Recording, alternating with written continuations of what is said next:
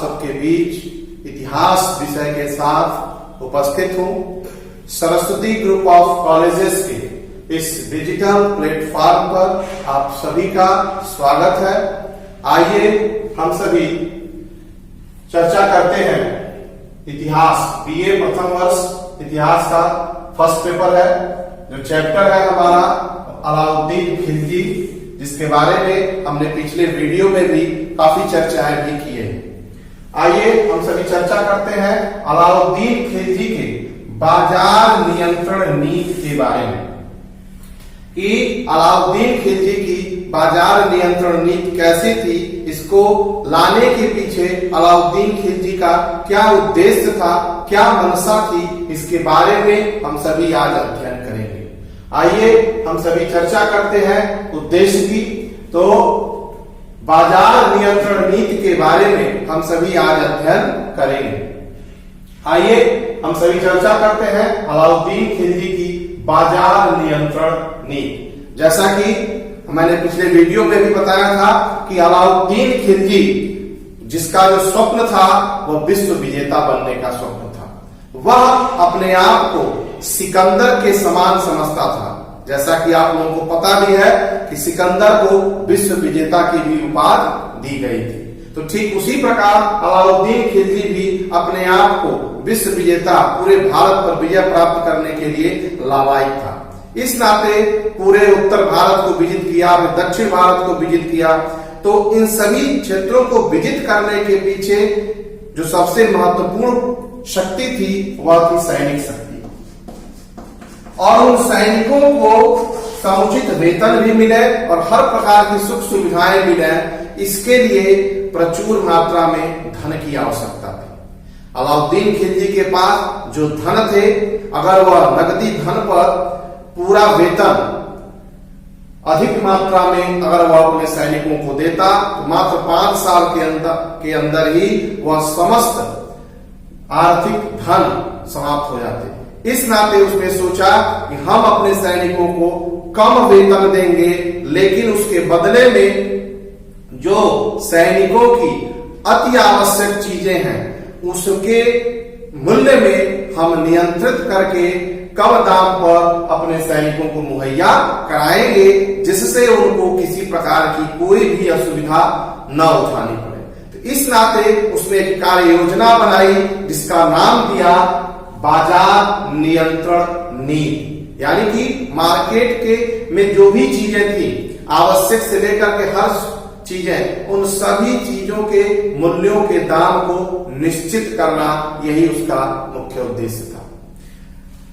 बरनी के तारीखे फिरोजशाही में अलाउद्दीन खिलजी के बाजार नियंत्रण नीति के बारे में चर्चा की गई है। देखिए, यहाँ पे ध्यान देने की जरूरत है। आपके परीक्षाओं में यह प्रश्न अक्सर पूछ सकता है कि अलाउद्दीन खिलजी के बाजार नियंत्रण नीति के बारे में किसने चर्चा किया। तो हम बता सकते हैं कि बाजार नियंत्रण नीति के बारे में चर्चा बर्नी ने अपने पुस्तक तारीखे फिरोजशाही में किया है। यह परीक्षाओं में अक्सर पूछता भी है, तो इसको आप ध्यान पूर्वक देखें। तारीखे फिरोजशाही में बाजार नियंत्रण नीति की व्यवस्था की गई है। इस बाजार नीति में किस प्रकार के बाजार थे, आइए नजर हम सभी इस पे डालते हैं। देखिए, पहला जो बाजार था वह गल्ला बाजार था, दूसरा जो था सामान्य बाजार, तीसरा जो था सराय अदल, और जो चौथा बाजार था घोड़े, गुलाम व पशुओं का बाजार। यानी कि 4 प्रकार के जो हमारे सामने बाजार यहां दिखाई दे रहे हैं, वो 4 प्रकार के बाजार ये थे। गल्ला बाजार, सामान्य बाजार, सराय अदल और घोड़े, गुलाम व पशुओं का बाजार। आइए हम सभी बारी बारी से इन सभी पर चर्चा करते हैं। पहला जो है गल्ला बाजार, जिसे अनाज मंडी भी कहा गया है। इसमें क्या होता था कि इसका जो प्रमुख अधिकारी था उसे सहना ए मंडी के नाम से जाना जाता था। किस नाम से? सहना ए मंडी। यानी कि गल्ला बाजार के प्रमुख को किस नाम से जाना जाता है? सहना-ए-मंडी। तो सहना-ए-मंडी के अंतर्गत वही व्यापारी, वही किसान आकर के अपने बाजार को लगाते थे जो सहना-ए-मंडी के दफ्तर में रजिस्टर्ड होते थे, यानी कि जिनका रजिस्ट्रेशन हुआ रहता था, जिन व्यापारियों का, जिन किसान वर्गों का, वही किसान, वही व्यापारी वर्ग इस गल्ला मंडी में आकर के अपने अनाज को बेचते थे। बेचने से पहले राज्य के द्वारा या राज्य में स्थापित जो सुल्तान थे वह गल्ला के अंदर जो गल्ला मंडी थी, अनाज मंडी थी, उसके दामों को निर्धारित किया जाता था।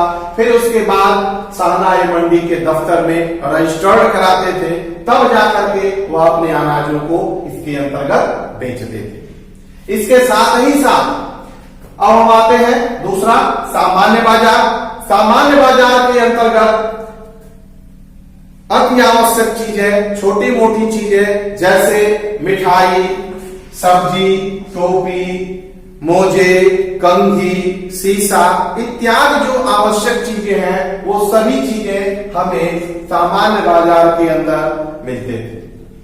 पहला हो गया गल्ला बाजार जिसमें अनाज से संबंधित था, और दूसरा हो गया सामान्य बाजार। तीसरा था सराय अदल। सराय अदल को कपड़ा बाजार भी कहा गया है, जिसके प्रमुख को राय परवाना के नाम से भी जानते हैं। यानी कि सराय अदल कपड़ा से संबंधित बाजार था, जिसके प्रमुख को राय परवाना के नाम से भी जानते हैं। सराय अदल के अंतर्गत कपड़े के अलावा अन्य चीजें भी मुहैया कराई जाती थी, जैसे जड़ी बूटी, घी, तेल इत्यादि आवश्यक चीजें सराय के अदल के अंतर्गत मुहैया कराई जाती थी। इसके साथ साथ तमाम प्रकार के वस्त्र आभूषण भी सराय के अदल के अंतर्गत निर्धारित किए जाते थे। चौथा है घोड़े, गुलाम व पशुओं का बाजार। इसके अंतर्गत घोड़े, गुलाम, घोड़े के साथ साथ जो अच्छी नस्ल के जो घोड़े थे, अच्छी नस्ल के जो पशुएं थी, वह इसके साथ साथ जो गुलाम थे, गुलाम यानी कि दास, इन समस्त चीजों का जो मंडी लगता था वह चौथे के अंतर्गत, जो चौथा प्रकार है हमारा बाजार का, इसके अंतर्गत लगता था और यहाँ पर खरीद फरोख्त करके लोग अपने घरों की तरफ जाते थे। ऐसे में ये चार प्रकार के बाजार हो गए अलाउद्दीन खिलजी के बाजार नियंत्रण नीति में। कौन कौन से? गल्ला बाजार, सामान्य बाजार, सराय अदल और घोड़े, गुलाम व पशुओं का बाजार। ये चार प्रकार के हैं जो कि आपकी परीक्षाओं में अक्सर इससे प्रश्न भी पूछे जाते हैं। नेक्स्ट है क्षेत्र। क्षेत्र के बारे में चर्चा करते हैं कि अलाउद्दीन खिलजी का बाजार नियंत्रण नीति किन किन क्षेत्रों में था। इस पे भी विवाद है, क्योंकि इतिहास एक ऐसा विषय है, यह विवादों से भरा हुआ है। मत में भेद है, इतिहासकारों के मतों में तमाम प्रकार का भेद है। जैसे मोरलैंड नामक इतिहासकार कहता है कि अलाउद्दीन खिलजी का बाजार नियंत्रण नीति सिर्फ दिल्ली और उसके आसपास के क्षेत्रों में ही स्थापित था, लेकिन डॉक्टर वीपी सक्सेना कहते हैं यह बाजार नियंत्रण नीति पूरे भारतवर्ष में लागू था, लेकिन कहीं कहीं यह जो हमको प्रमाणिकता मिलती है और सिर्फ दिल्ली और उसके आसपास के ही क्षेत्रों में मिलती है। अब इसके साथ साथ बाजार नियंत्रण नीति के अंतर्गत तमाम प्रकार के विभागों की भी स्थापना की गई थी, जैसे दीवान ए रियासत। दीवान ए रियासत का कार्य क्या था?